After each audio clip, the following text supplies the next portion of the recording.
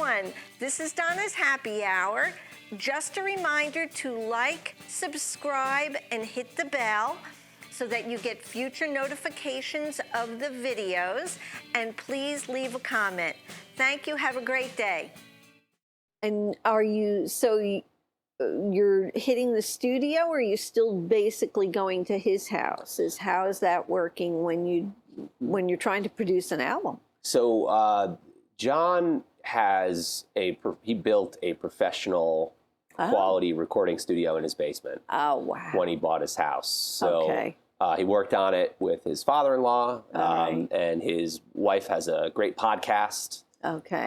Which she and her friend work on. So they do the podcasting there. Right. And then he makes music for his own group called Rigby. Oh, okay. And then we'll work on stuff together, or, any of our various, friend configurations. Right. So, and, it's interesting because I've been watching a lot of documentaries on, different groups going back, and how different recording back in the old days, where everybody was in the same room together, and they were basically actually playing the song, and nowadays I gather it's not so much like that. It's mainly you got one guy in one room, maybe somebody else in another, and it's much more separated, and then all the music is edited and blended and done. Am I correct in that analysis? Absolutely. Yeah, you can do things, you can work either way. Okay. For example, the previous record that we made called Missed Opportunity, the first, it's a double album, so the first disc we did 4 guys live in a room with minimal edits. Okay. Because I like that. I like to have the feeling of playing together. Right. But then the other half, John and I did in his studio. Right. So, this go around, obviously you're trying to minimize your contact with people and keeping distance and so on and so forth. So for this record that he and I are currently working on, we're opting for the sort of piece at a time approach, if you will. Okay. Yeah. It makes sense to me, that an artist would appreciate playing all together, feeding off of one another. When you're, I guess, kind of doing your own thing with the headset on and just listening to whatever, else and who else was there. Right. To me, there would be less excitement. That's kind of like doing when I would do theater, there was nothing like having the audience there, to do a show and not have an audience. I mean, it's like, well, yeah, you're missing a little of the excitement that it causes. As there's nothing to me like an audience. That is a big piece of the puzzle, and in particular with the kind of music I like to make in a live setting. A lot of what we do is sort of improvisational. Right. We have a song structure, and we know eventually we want to get from point A to point B. Right. Sort of in that like Grateful Dead jam model. Right.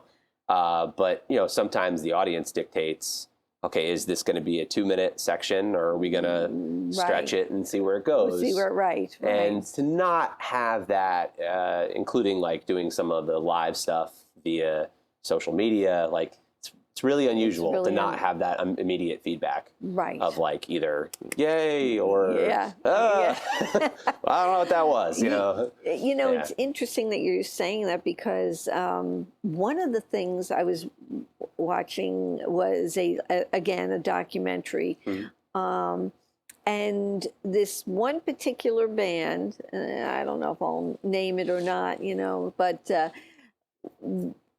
when they were doing a live show, and let's say they'd start a song, and they just weren't getting the place going, or getting the excitement in the air, they would change venue. You know, they would change up and just kind of go into a different song to, you know, see where the crowd would dictate them to go, you know, in a sense. And I thought that was very smart, you know, to feel the crowd out, because I would imagine that, you know, you go to certain places, and now you play still your original music plus cover music, right? That's correct. Okay. Yeah. So I would imagine when you're doing that, it takes a certain amount, again, of feeling the crowd out to see what kind of music that particular crowd wants to hear. Definitely. If I'll go do like a solo acoustic cover show, Right. I don't use a set list, you know, nothing like that. I look around the room and I'm stereotyping the room. Right. Oh, you are. I'm okay. saying, I'm looking at that table and going, okay, that couple is in their mid-50s. That means they probably are liking this. Or sometimes I'll just ask, you know, I'll just say, you know, hey guys, what do you like? Yeah. And then they volunteer it, and it helps me out. And I would imagine it does, you know? It does. It really does. And, you know, I've had people, I have a pretty wide repertoire of covers in terms of that kind of thing. So it does keep people coming back when they're like, oh, that's the guy who played that song I like. Right. Oh, and he's back. Well, isn't it the truth? You know? I mean, if you're an artist and you get up there only to please yourself, that's not going to work. You have to make those people, as you said, want to come back and know that, oh yeah, that guy did play that song that I really love, or played several songs that I really loved, you know. I think there can be moments where you do things to make yourself happy, because at least in that sort of setting, when you say to the people like, hey, I really enjoy this artist and I'm going to play this for you because I really like it. Right. I think they appreciate that too. I think so. Absolutely. Yes. But there's, in terms of like, if I'm going to go do an original performance, you know, that is primarily more about like, well, I made this thing. Right. So, that's a whole, that's a whole sort different kind of a different, apples, oranges kind of deal, right? Yeah. Let's go back to, so is your new, or are you still in the studio working on this new album? So the one that we would have out in the world right now is called Missed Opportunity. Okay. You know, that's the double album, which came out in December of 19. Okay. And, you know, again, we thought we were going to let that breathe for a year. Right. But, you know, I started writing like crazy. Wow. While we were sitting in our home, I said, I'm going to try to do a song a week. Right. And it really became more like 2 songs a week. Wow. And, you know, most of it, some of them you write and then you play, you know, you demo and you go, that's really not very good. But I liked more than I didn't like. Oh, wow. So there's actually quite a bit of material that we're going to record. But this go around with the intention of making a more manageable sized album, you know, 9-10 songs, 40 minutes, you know, give or take, as opposed to the epic tome that we throw at people. And then the Christmas single, the It Used to Snow on Christmas, that's out there for the people. Right. But yeah, there'll be some new things in the works for 2021 that we'll get out in the world. That's great. Yeah. That's great. Well, I wanted to show the audience. Now you're going to have to tell me a little bit here. Of course. I always like to introduce them not only to the person that I have now sitting in front of me, but to the person that they were when they were a little younger and how they got to where they are. So would I be right in starting with this one first? That would be correct. Okay. Yeah. All right. So, and you are the one sitting on the right. I'm on the left. You're on the. You're on the left. I know you're it's hard right, to believe. my left, or yeah, I'm on the left of the photo. Okay. Yeah. So yeah, you're right. Yeah.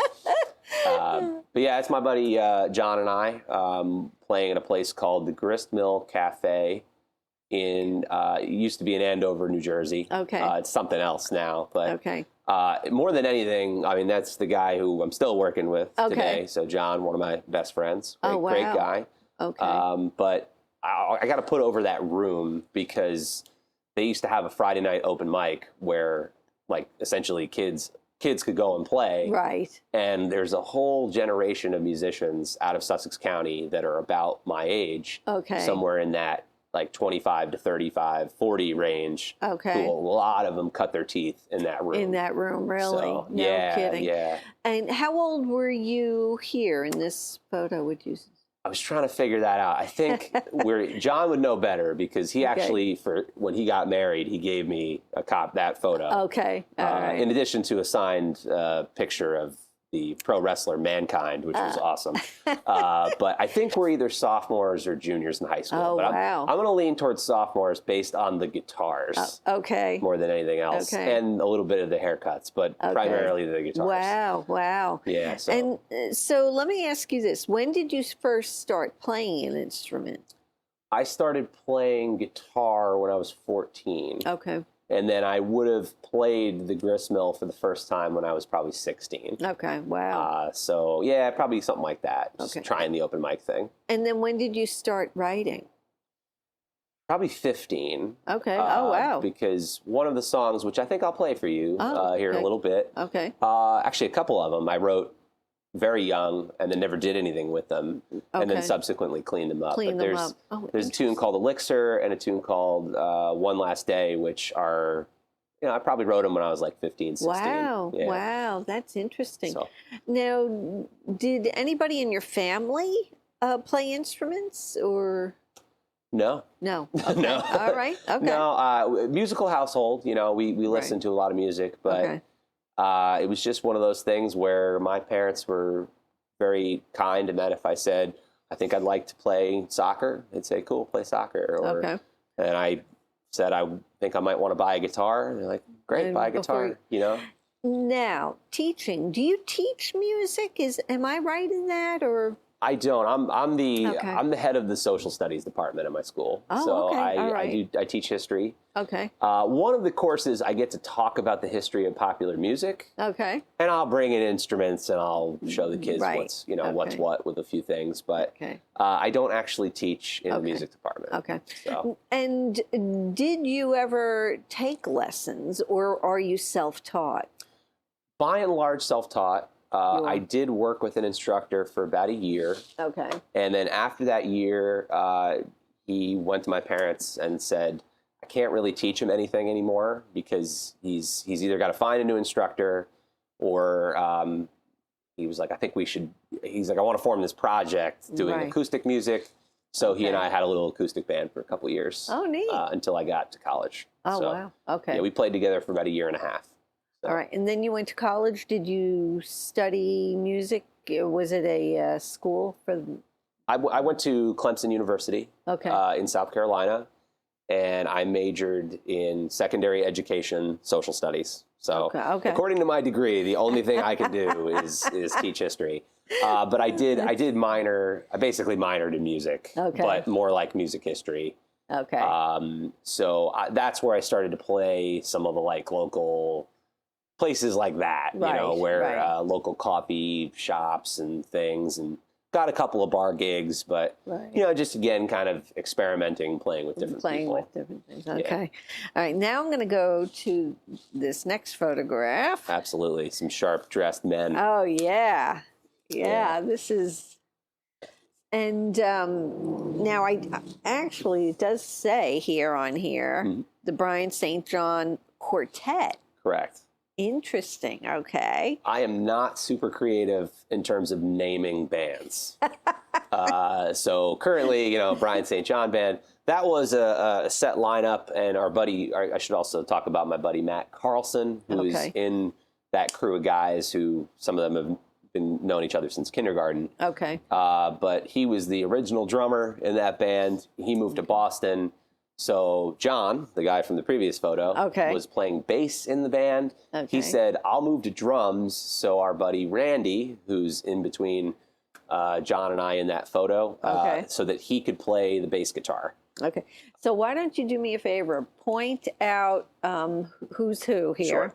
Sure. On the far left here, that's Mr. Brian Cornish. He played saxophone in that band. Okay. He is a professional saxophonist in Nashville, Tennessee, currently. Oh, no kidding. Wow. Oh, yeah. He's the best musician I know.